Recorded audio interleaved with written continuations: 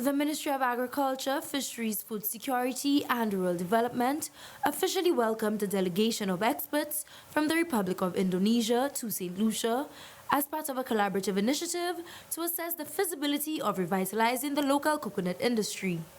The effort forms part of a wider regional intervention geared towards developing a business incubator for coconut processing.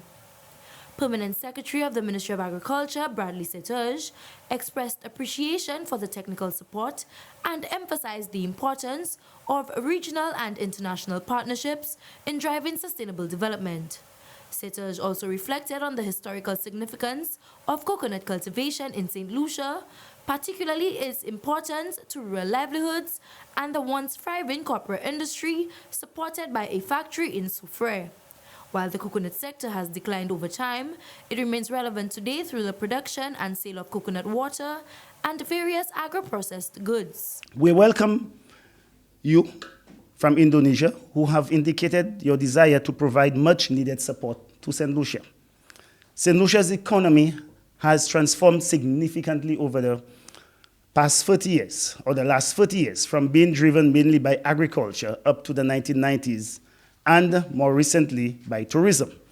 This transformation in the island's economic landscape has made the island more vulnerable to external economic factors and climate shocks.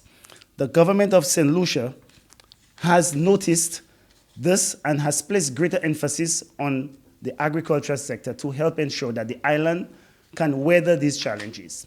During their stay, the Indonesian delegation conducted field visits and stakeholder consultations aimed at evaluating the potential for establishing the coconut processing incubator on the island.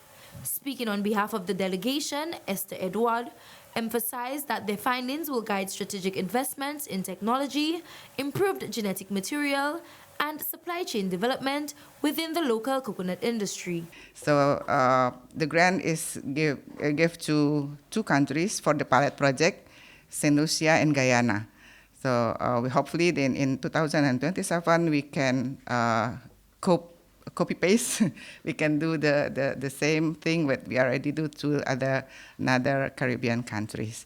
So if it runs well this year, I think next year there will be an expert here to assist you to develop and establish the business incubator and coconut processing that will give a benefit to both of our country, especially for your countries.